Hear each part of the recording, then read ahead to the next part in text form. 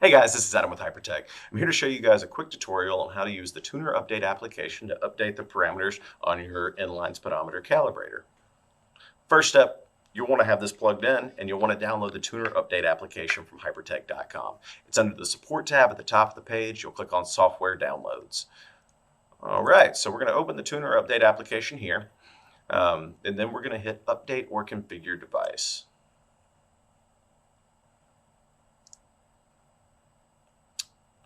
All right, ta-da, here we are.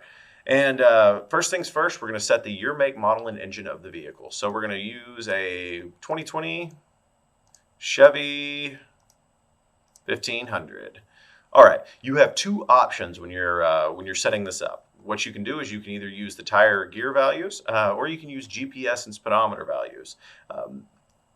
We'll start out with the tire and gear values. So first of all, we're going to select tires or non-stock because you don't have stock tires. You have two options here. You can either enter in the tire size in inches or you can do it in the full metric. What I actually recommend is a combination of both to get the most accurate reading the first time.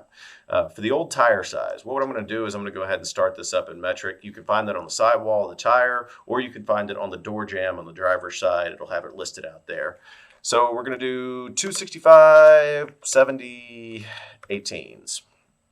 All right, from there, on the new tire size, you can enter it in the full metric. That's just not it's not the most accurate way to do it. The most accurate way you can do this is to actually go out and physically measure one of your rear tires from the ground to the top of the tread. So what we're going to do is we're going to go out, we're going to measure our tires. Say we bought 35s. 35s usually measure around 34 inches. So we're going to put 34 inches in there. If your gears are non-stock, you can also put in your gears here, your gear ratios, your old gear ratio, new gear ratio. Once that's done, you can hit program module and you're ready to test this thing out.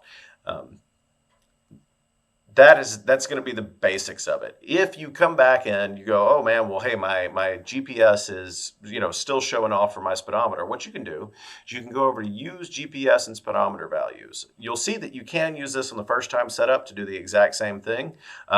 Or if you've already put in the tire size, you can fine tune. So that's what we're going to do. So we're going to fine tune. So we went out, we put in the values that we wanted to, and it's still a little off. So let's say our speedometer reading is showing 32 miles per hour, and our GPS, which the GPS you can download whatever your favorite GPS app is, as long as it shows your speed on there, it should be pretty accurate. So then on the GPS speed, our favorite GPS app showed 35 miles per hour. As you can see, we have the current correction factor and the new correction factor based on our GPS right there.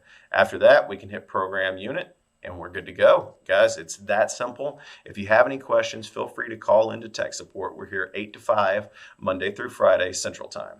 Thank you, guys.